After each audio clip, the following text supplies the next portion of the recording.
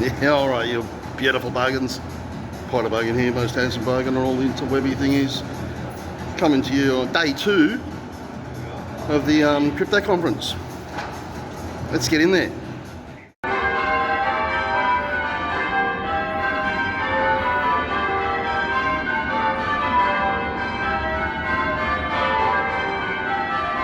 Time to go to the crypto conference, Poida. That's my church. Let's go. It's a pretty good setup, actually. Not too bad. Don't forget to scan this QR code for cheap tickets for next year. Going to be here again, I guess, 22, 23 November. See it at this one as well. Block earner, trade and borrow. Should be handy. Here's their QR code. So these guys are fog mining. So it's actually mining in oil. So I'll drop it in this machine here. Fill up with oil for cooling. You can even run it through a radiator. Okay, the Alchemy Pay crypto card solution. We'll probably scan that QR code. Bridging the fiat crypto global economies. There's a couple of these similar ones around, actually. Let's keep looking. Trade 20, get 20. How about that? Links to this OKX, links to them are actually in the descriptions below. Bybit card. You want to join up Bybit? That's in the descriptions below as well. bitcoindealers.com.au. Quite a fair few companies that I've never heard of, but that'd be a good domain to own, wouldn't it? If you want to know more information, you can scan that. Now this one I'm a little bit interested in. Independent Reserves, Australian Trusted Cryptocurrency Exchange. So they're going to help you out with your self-managed super funds, trusts, companies. Might be worthwhile checking them out. Might even be worthwhile scanning that. Next generation of decentralized storage. Another interesting one, Hashlock, the industry-leading Web3 security firm. Now, might be worth a look, people. Superposition. So where do I find them?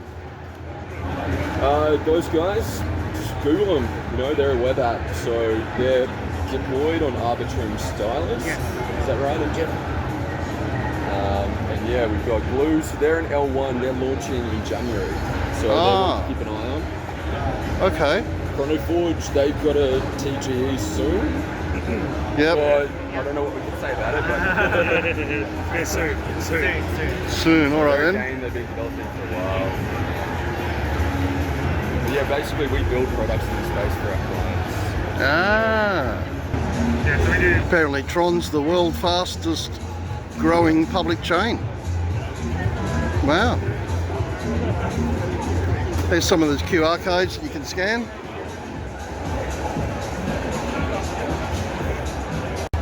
BlockChat's another good one, Poida Bogan.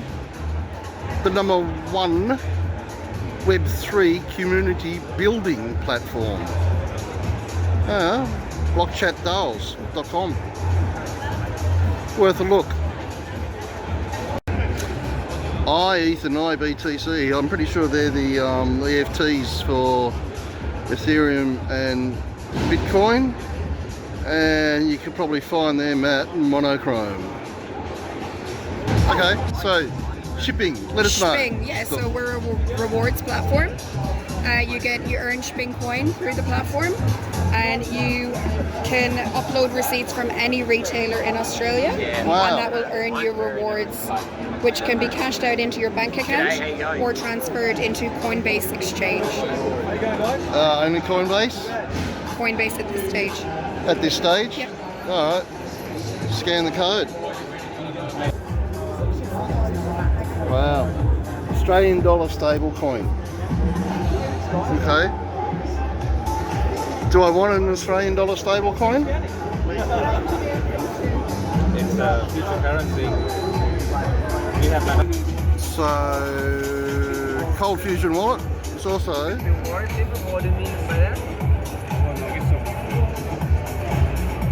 cold wallet and credit card. Now might be worth looking at. Yes. So we are the local broker in Australia, Okay. and we're doing not only the crypto, we're also doing all the other things like Yeah, the yeah. forex, the shares, gold, oil. Yes. So for the crypto, we have the perpetual account. Uh-huh. Yeah. So the spread and the commission is very low. You can compare to other brokers. So we don't have the expiry date. Alright, so just an exchange. And we also have our own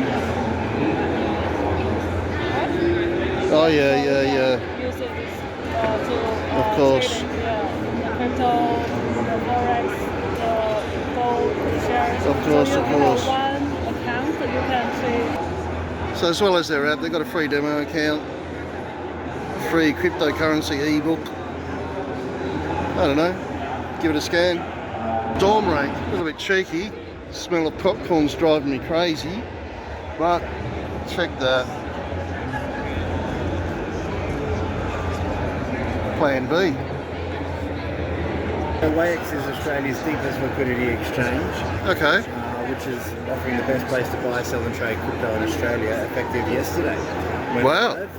Nice. We've been around for 4 years, and we have Australia's first crypto Visa card. Before, it was a pretty simple but effective mobile phone app. I've got CoinJar. CoinJar, well, Was that might be MasterCard. Might be it is MasterCard. Yeah, radio. Yeah, but we have lower fees and a better trading experience. Look here, this is the live BTC trading chart. Yep.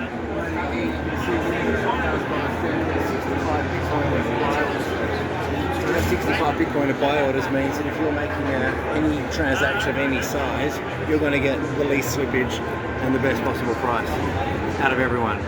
CoinSpot, CoinJar, OKX, the lot. So definitely worth a look. The wallet app is all custodied and compliant. It's all here in Australia, or an Australian company, and fully regulated. And we'll be building a suite of features that effectively make us like a neobank essentially over the coming 6 to 12 months. Oh, and you know what I forgot to mention last video is there's some specials on their stacks and what do they call that other stacks and flex and nano X and maybe the S as well. So scan this. Yes, can I just get your name? Yeah, sure. It's safe. And they got specials on these new Ledger wallets that they've got, which are also fingerprint activated. So you know you can use the security as your fingerprint. Worth looking at. I swear black and blue by them. I've got a X and two S's, and I'll probably look at buying one of these flexes. Check this out. I just got one myself. Check this out. Should scan this for a start. But you can put your coins on a portable wallet. Look at this. Just bought a Bitcoin wallet, and I can put Bitcoin on this. Pretty cool. So I don't say I don't give you nothing for nothing. Want free Bitcoin? Scan that. $10 of free Bitcoin.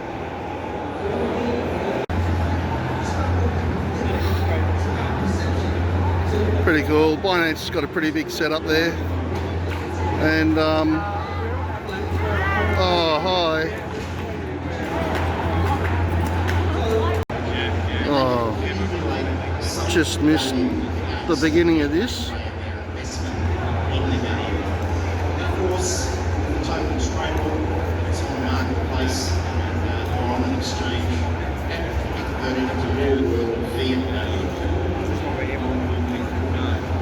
But I can't stay here. I've got to go around to a bit more of a more important talk.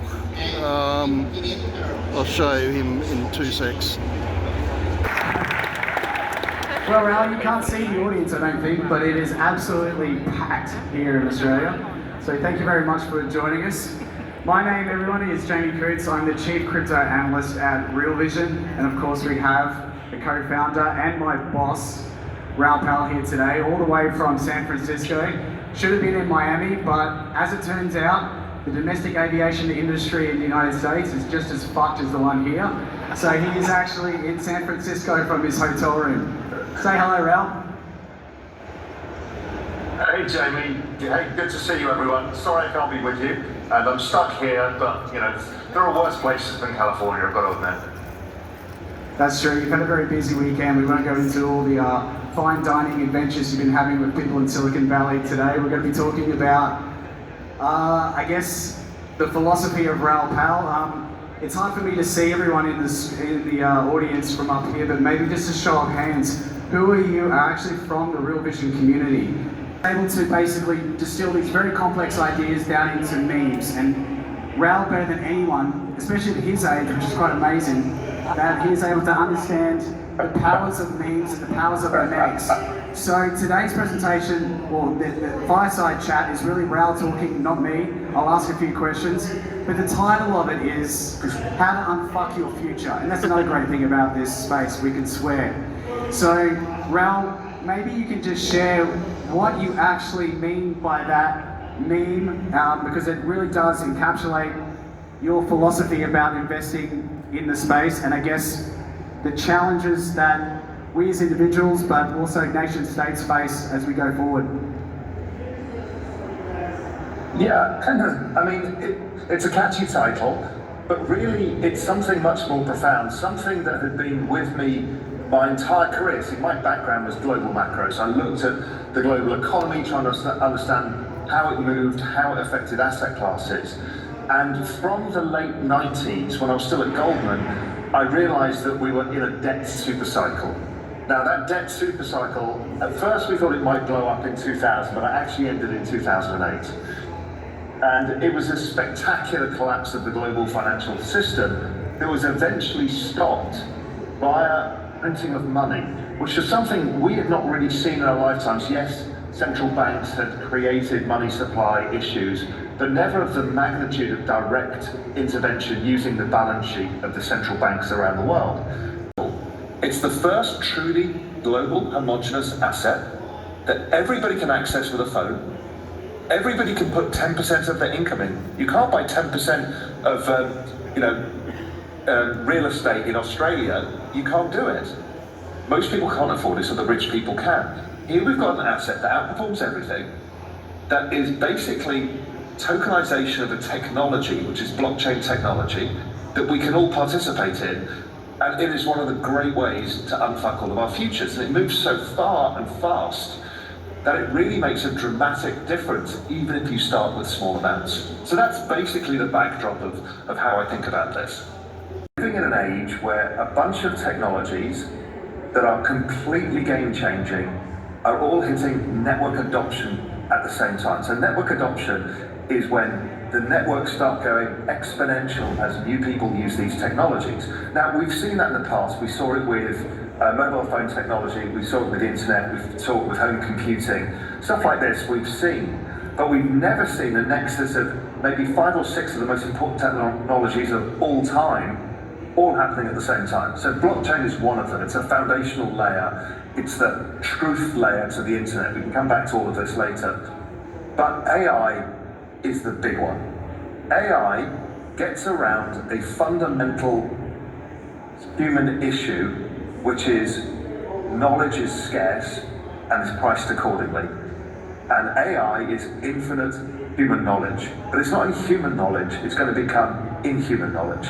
Because currently, the leading AI models have an IQ of about 120. That's hardly the average person. But in every single subject known to humanity.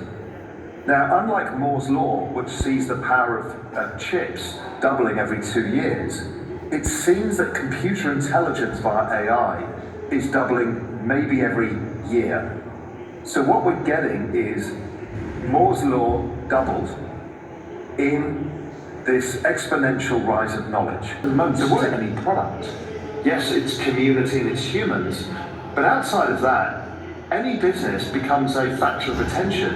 How long can that business get an attention before a new business comes along? It feels like the initial coin offering, ICO market of 2017, or even the meme market now. Velocity of capital becomes super high.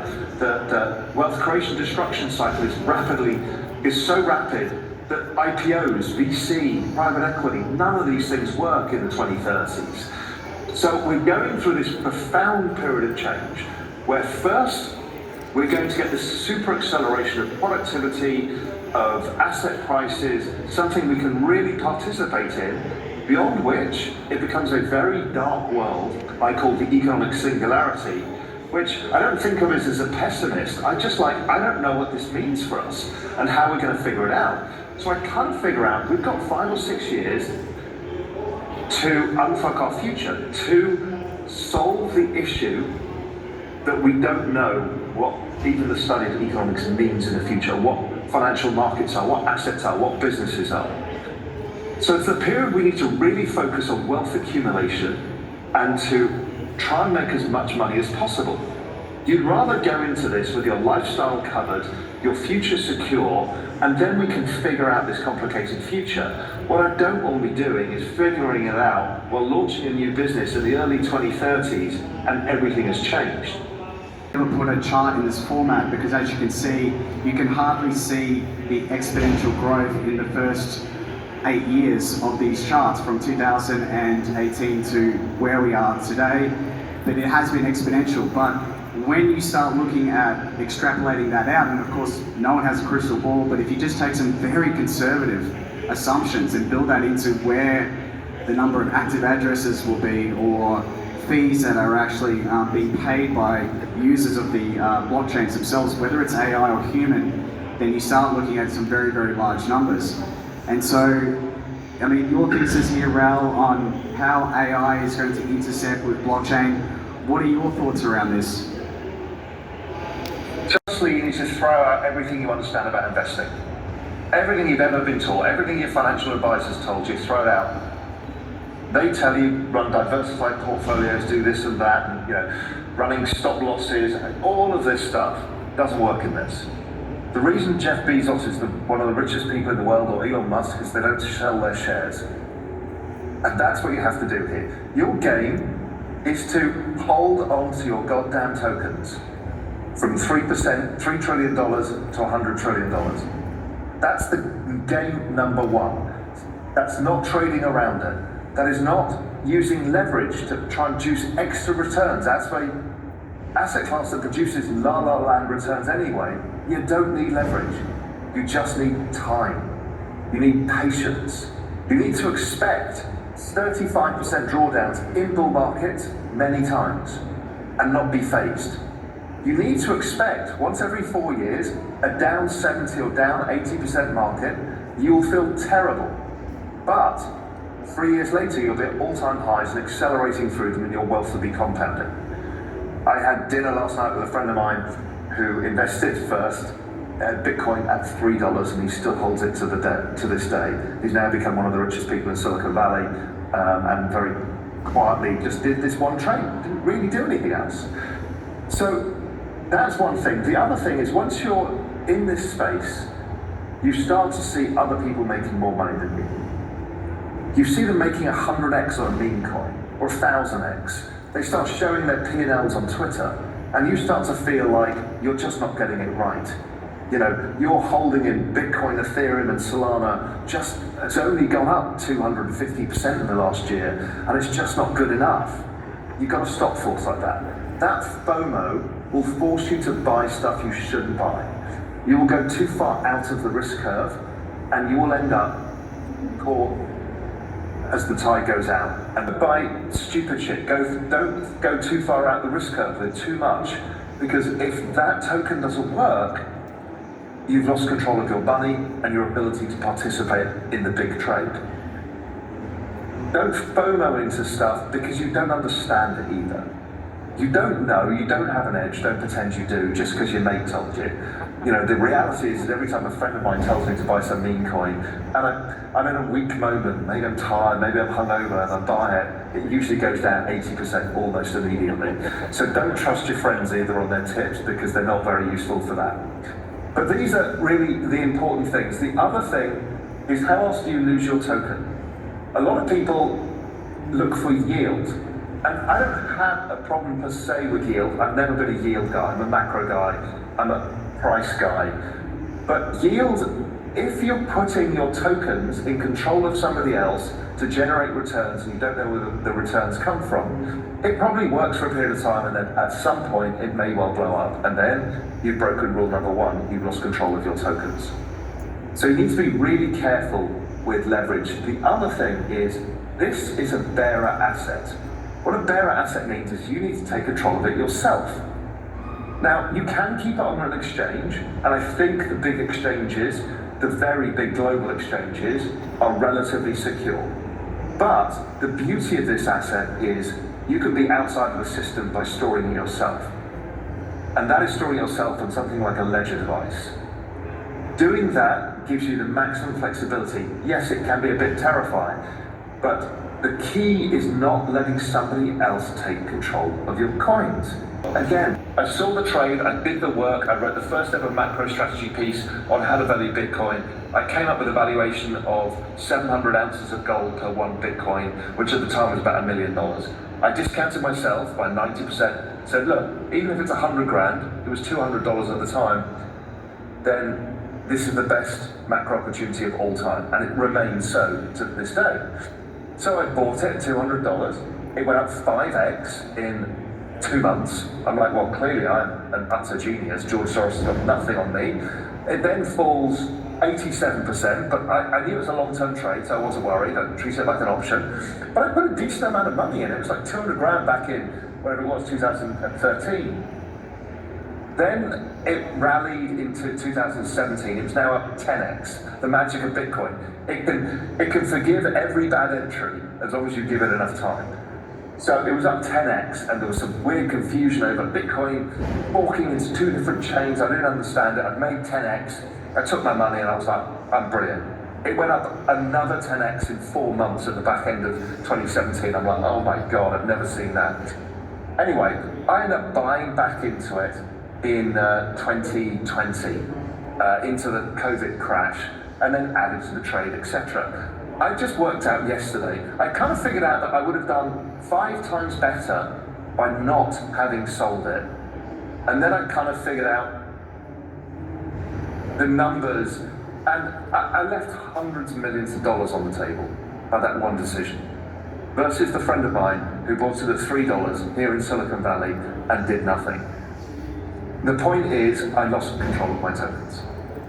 I purposely got out of the market. Because we all think, I'm a macro guy, I know how to time markets. I sold into a rally, I bought it in a dip. I completely screwed it up. So doing nothing is actually the easiest thing, but it's so hard for people. But that's what I would recommend. That's where I am.